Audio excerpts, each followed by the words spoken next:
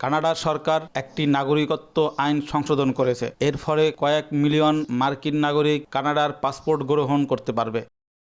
কানাডার পার্লামেন্ট বিল সি-3 নামের আইন পাশের মাধ্যমে দীর্ঘদিনের জন্মগত সীমাবদ্ধতা বাতিল করে দিয়েছে। এর ফলে কানাডায় জন্ম না নেওয়া কানাডার নাগরিকদের সন্তানরা সেখানকার নাগরিক হওয়ার সুযোগ পাবে।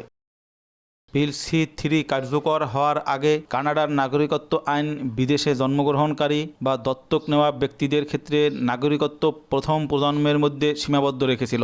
এর অর্থ হলো একজন কানাডীয় নাগরিক কানাডার বাইরে জন্মগ্রহণকারী বা দত্তক নেওয়া কোনো শিশু তখনই নাগরিকত্ব পেতেন যদি শিশুটি জন্ম বা দত্তক নেওয়ার আগে তার পিতামাতা কানাডায় জন্মগ্রহণ করতেন বা নাগরিকত্ব লাভ করতেন। 2023 সালের 19শে December Ontario Superior Court of Justice রায় দেয় বংশানুক্রমিক নাগরিকত্বের ক্ষেত্রে প্রথম প্রজন্মের সীমাবদ্ধতা অসাংবিধানিক এবং কানাডা সরকার এই রায়ে আপিল করেনি।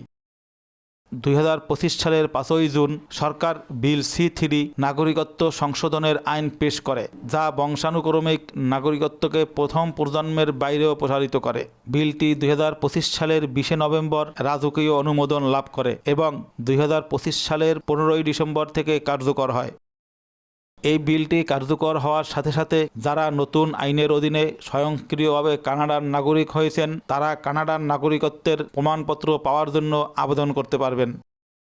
যাদের 15ই ডিসেম্বর 2025-এর আগে বিদেশে জন্মগ্রহণকারী বা দত্তক নেওয়া কোনো কানাডীয় পিতামাতার দ্বারা বিদেশে দত্তক নেওয়া হয়েছে তারা কানাডার নাগরিকত্বের আবেদন করতে পারবেন। যারা 15ই ডিসেম্বর 2025 বা তারপরে বিদেশে জন্মগ্রহণকারী বা দত্তক নেওয়া কোনো কানাডীয় পিতামাতার সন্তান অথবা দত্তক নেওয়া সন্তানের জন্য কানাডার নাগরিকত্বের আবেদন করার সময় অবশ্যই প্রমাণ করতে হবে যে তাদের কানাডীয় পিতামাতা কানাডায় 3 বছর কাটিয়েছেন। যারা 15ই ডিসেম্বর 2025-এর আগে জন্মগ্রহণ করেছেন, যারা নতুন আইনের অধীনে স্বয়ংক্রিয়ভাবে কানাডার নাগরিক হয়েছেন, তারা যদি কানাডার নাগরিকত্ব ত্যাগ করতে চান তারাও একইভাবে আবেদন করতে পারবেন।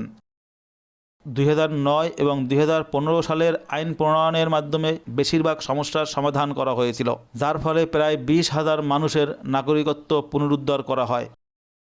News desk, Bangla Times 360।